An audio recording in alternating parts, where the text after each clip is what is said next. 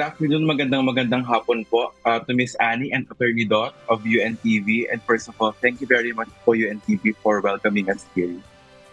Salamat sa Diyos, Attorney. Maganda ang pag-uusapan natin. Attorney Dot, sige, kayo na po ang unang magtatanong kay Dr. Sablay. Go please.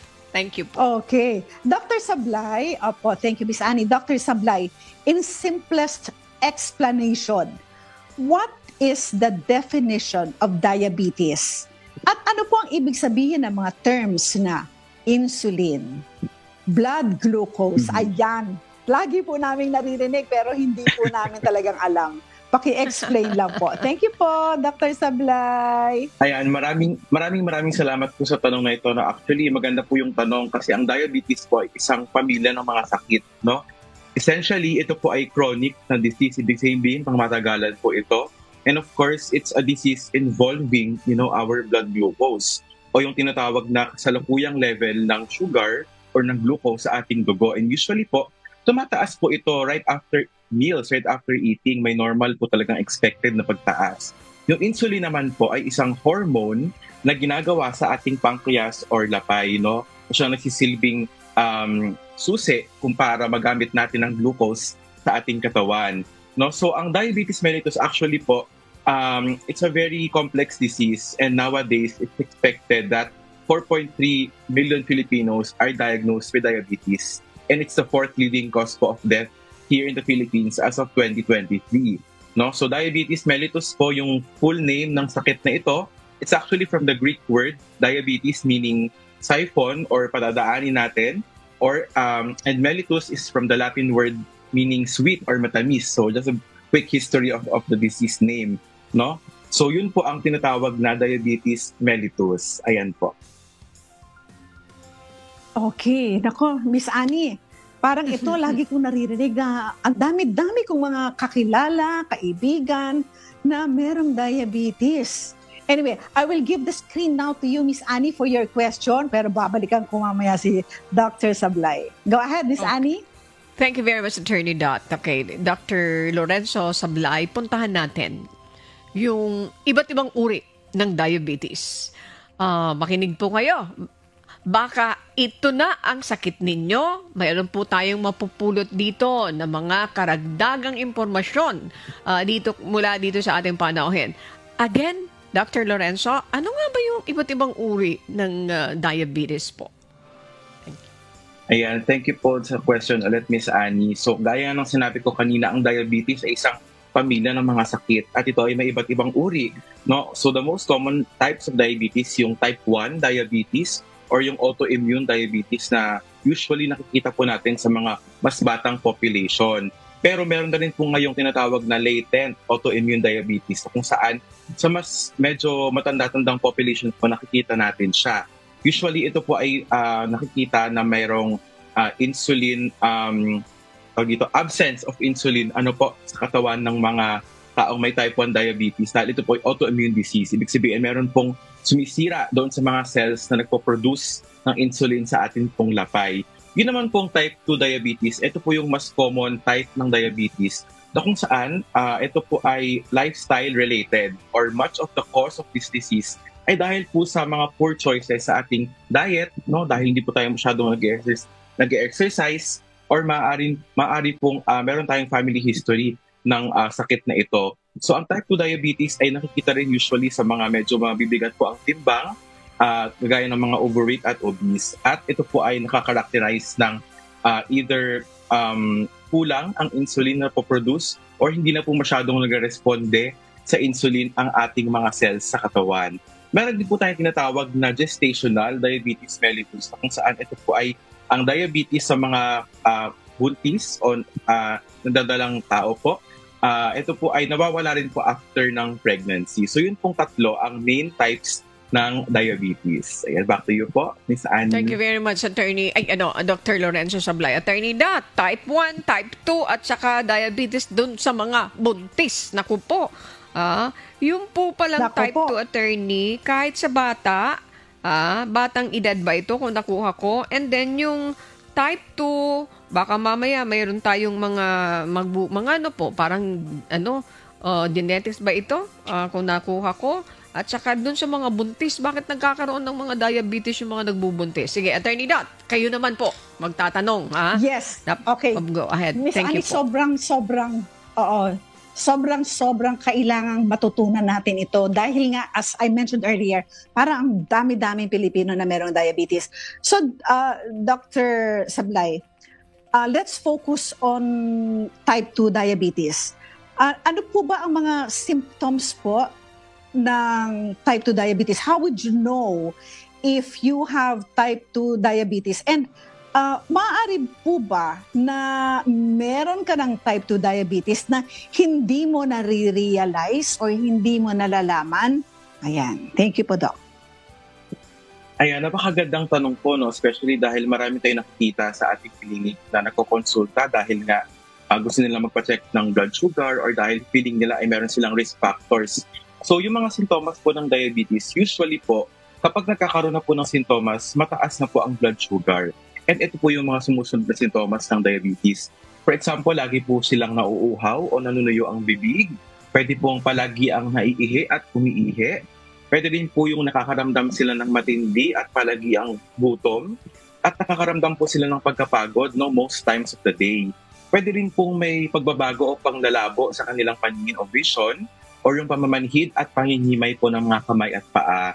Pwede rin po yung matagal, na paggaling, mabagal na paggaling ng mga sugat, or yung lagi po silang nagkakaroon ng infection, whether it's a skin infection or UTI, kung tawagin. So yung tanong po ni Attorney Dot na pwede po ba na may diabetes ka na walang sintomas?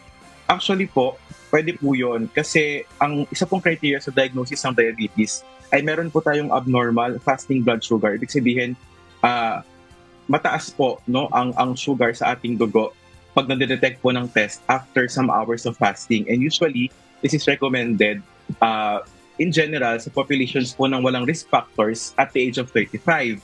Pero po, dito po sa Pilipinas, sad to say, madalang na po yung nakakita tayo ng walang risk factors, tulad ng mataas na timbang, may family history po ng diabetes, and so on and so forth. So we recommend screening for type 2 diabetes at any age if with risk factors. So yun po yung pumupunta sa amin na, Doc, mataas na po ang blood sugar ko or bakit po ganito na, wala naman po akong nakaramdaman. Usually it's because of poor lifestyle choices. Ayun. So it's really something that you have to be aware of. So Doc, ako ang masasabi ko dyan, Miss Annie, i-reiterate ko yung sinasabi natin parate, magpa-check up po kayo. Kahit po siguro once a year, magkaroon po kayo ng mga lab test, complete check-up. And Miss Annie, yung sinabi natin before, instead na pag-birthday po ninyo, magpa-party po kayo ng malaki. Gagastos pa kayo, kakain pa kayo ng madami. Prioritize po ninyo yung magpa-complete check-up every birthday. Kasi kung once a year yan, gawin mong practice every year sa birthday mo para hindi mo makalimutan. Ayun lang po. Thank you so much, Doc, for your response. Miss Annie? Thank you very much, Attorney Dot. Agree siya. Si Doc Sablay. Oo nga. Diba? Gagastos ka na napakalaki gagawa tayo ng pagkatapos yung... movement. Diba? Gagastos ka ng palaki sa birthday mo, pero yung yung check-up mo dun sa katawan mo, sa kalusugan mo, nanineglect mo. Ayan. Thank you for that, Attorney Dot. Yes. Ito naman, ang gusto kong itanong, Attorney Dot, kay Dr. Lorenzo. Most of us po ay hindi nakikita kung gaano kabigat.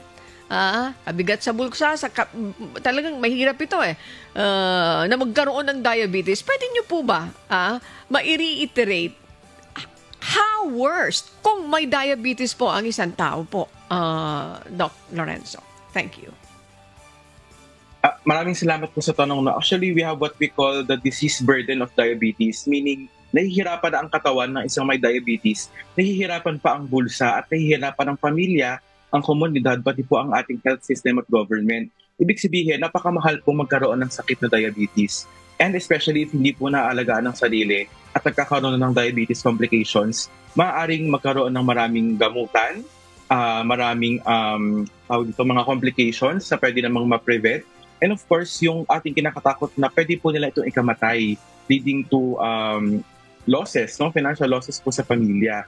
And of course, syempre, yung quality of life po ng isang taong may diabetes, syempre kung maapektuhan po ito pag lagi po kayong nagreklamo ng infection, no, ng sakit, at lagi po napupunta ng ospital, it really becomes a burden on them. This is how we see the burdens of diabetes in both the person and of course their families and their life po. Ayun, attorney. Naku po. Kaya mabigat talaga, mabigat sa bulsa. Hindi po biro ito, mga kasambahay. Kaya sana lahat ng pag-iingat gawin mo.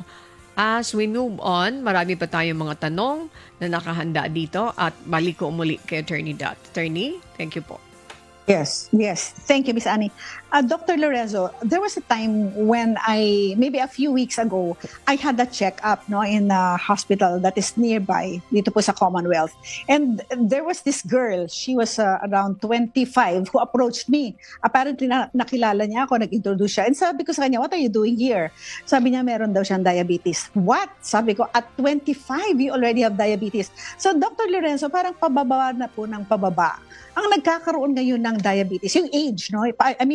Pababa ng age, no? Yes. So they are younger. Oo. They are younger now. Ano po ang masasabi po ninyo tungkol po dito? At saka ano po ang bakit nagkakaganon po? Thank you po, Doc. Actually, totoo po yung sinasabi po ninyo, no? Medyo bumabata nga po ang nakikita nating incidence ng type 2 diabetes, and before it was thought that those who are less than, for example, 16 or 15, yun po yung nakakaroon ng mga type 1, and those who are 20 and above, yun po yung nakakaroon ng type 2. But now it's changing. It becomes very, very controversial, such that we recommend testing those who have risk factors by the age that they start puberty, for example, 10, 11, or 12. And if they are obese, no? Because type 2 diabetes is closely linked to obesity and overweight. Usually po, those who are overweight, they are 3 times at risk of having diabetes, and yung mga obese naman po 7 times at risk of becoming diabetic. So dahil nga po, for example, sa ating food choices, no, and food availability nowadays is changing. This is very, very rampant nowadays, because we have an increased access sa mga fast food, sa mga processed foods, no. Hindi na po masyadong nabibigyan ng pansin yung home cooked healthy meals na dapat naman noon pa na i-emphasize as regular source of sustenance o yung kinakain ng pang-araw-araw po natin sa pamilya.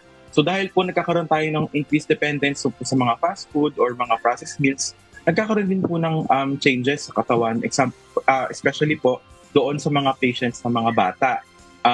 Doon sa mga mahilig mag-consume ng mga ganitong pagkain, nagkakaroon po sila ng increased body weight, and of course, nagkakaroon po ng sedentary lifestyle. Hindi na po masyadong na-highlight ngayon yung paglalaro sa labas or yung physical activity. Mataas ang dependence sa mga devices or technology, yung screen time na tinatawag, nag-i-increase. So talagang it's really an interplay of these factors kung bakit po nagkakaroon tayo ng decreased age, no, sa incidence po ng diabetes onset. Ayan, maraming salamat po doon sa pag-raise po ng tanong na ito. Oo. Ayun, Miss Annie, ako kitang-kita ko na dun sa sinabi ni Doc. The big difference between now and before, nung mga bata tayo, Miss Annie, and that's a long, long time ago, talagang tayo po ay naglalaro sa kalye, di ba? That's Naglalaro correct. patintero, Yes. nagbibisikleta tayo. Ngayon, takot na kasi lumabas yung mga tao, yung mga magulang, kinukulong na sila sa bahay. And at the same time, meron na kasing ibang form of entertainment, which is yung Correct. paggamit nga ng gadgets. Ayan, cellphone, iPad. And kita na natin, yun talaga. And mas madami na ngayon ang mga places where you can eat na mga fast food. Pati na rin, Miss Annie, yung media, di ba? Makikita natin. Yes. Except ang serbisyong bayanihan, ano? Hindi tayo guilty dyan. Pero makikita mo sa mga ibang mga palabas, ang mga advertisement nila, kadalasan ay mga fast food. So, halo-halo, talagang interplay. Yun ang ginamit ni Dr. Sablay. It's an interplay of several factors, but something has to be done.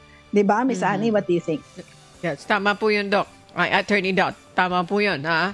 Tama yung sinabi ni Attorney Dot, kapanahonan namin, naglalaro kami. Sabi ni Doc Lorenzo, sedentary lifestyle, kulang na sa physical activities yung ating mga kababayan.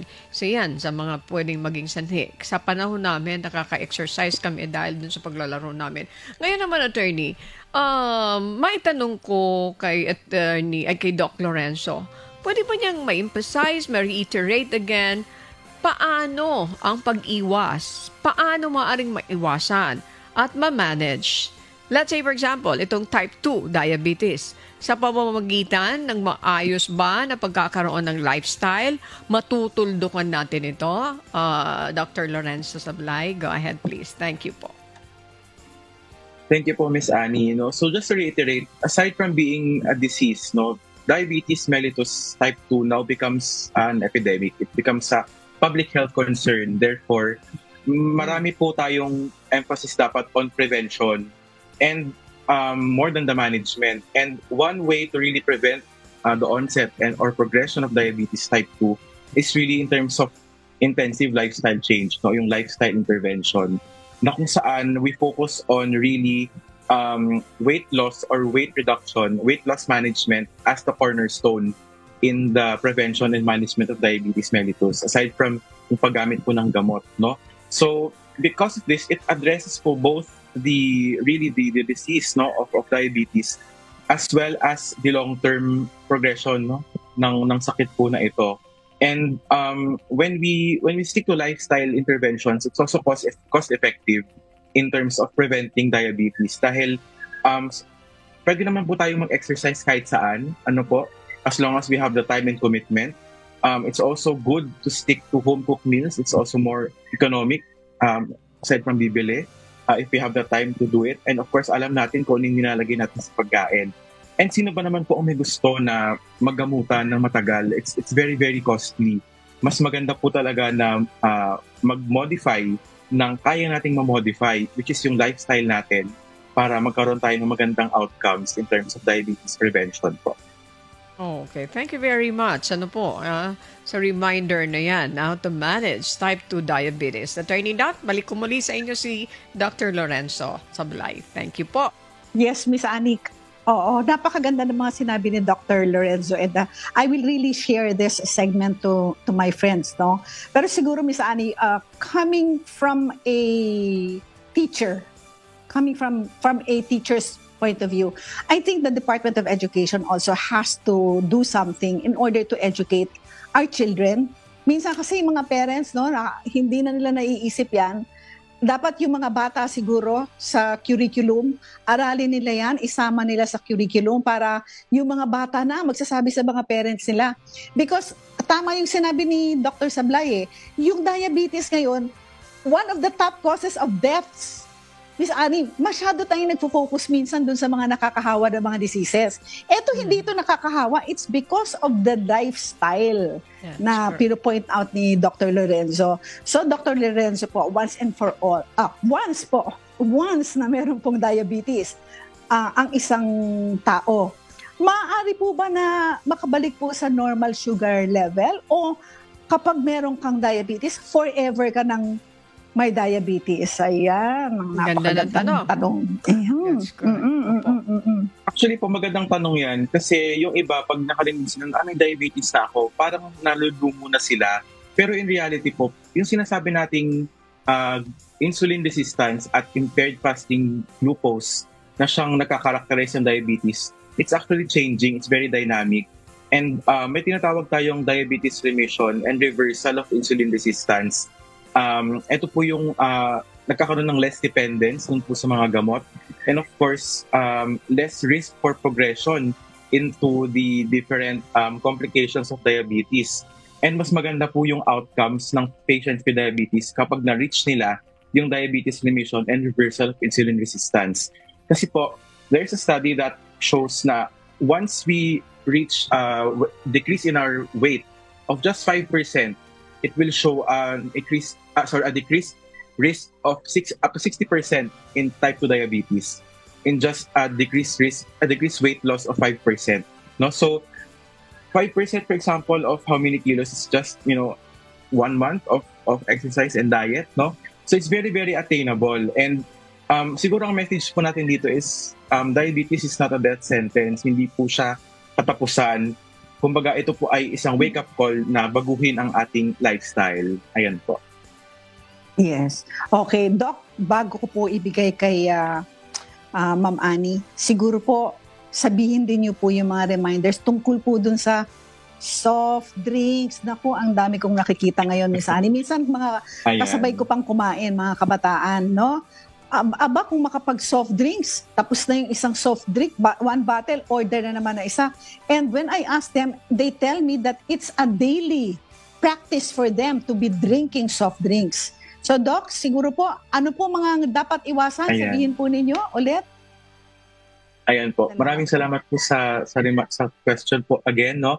So, ito po mga soft drinks, pumapasok po siya doon sa category ng hyper palatable foods. Ibig sabihin yung napaka-satisfying na malasa or masasarap na pagkain at inumin na talagang nagiging trigger po siya doon po sa mga taong nakadepende na po sa mga ganito. No, and of course, it comes close into food addiction na rin po, na kung saan dahil nga masarap siya, napaprocess siya ng utak natin na masarap, nagkakaroon na tayo ng dependence and addiction on these types of food and drink. No, dahil nga po doon, naapektuhan din po ang ating body and ating body weight, medyo lumalaki po, and of course, nagkakaroon tayo ng increased risk for diabetes. So, ito po mga pagkain na to, plus the other sources of simple sugars like processed foods, no, yung mga store-bought na nabibili po na mga ready-to-eat snacks, mga fast foods, no, mga foods high in preservatives, no. We have to really avoid these, and of course, we have to check also the label of what we are eating. Specifically, in lifestyle medicine, we advocate for a whole food, plant-based diet. Ibig sabihin po ng whole food, it's a majority, almost all of the sources of your food are not processed, no. They come from natural sources. Plus yung plant-based po, ibig sabihin coming from fruits and vegetables, less po ang meat-based. So, if we stick to this diet, actually, we observe a decreased risk of having diabetes mellitus type 2, and of course, a decreased risk of progression doon po sa mga meron na. So again, we have to really avoid those foods that are hyperpalatable o yung sobrang sarap, yung mga mamantika, maalat, malasa, or mga matatamis po na pagkain at inumin. Ayan. Ayun, Miss Annie. So, alam mo, napakagandang topic, pero unfortunately po, wala na po tayong oras. Pero I just want to share, my mom is 101 years old, going 102, and she always tells people, pag tinanong siya, ano ang secret po ninyo? Ang sagot po niya, hindi ako kumakain ng masarap. Yeah, she always says that. Hindi maalat, hindi matamis. Oo. So, Miss Annie, sa iyo That's naman. a good secret. Ang ganda ng sikreto niya. Totoo naman yun. Yes. That's correct. Good afternoon po sa mami ni Attorney Dot.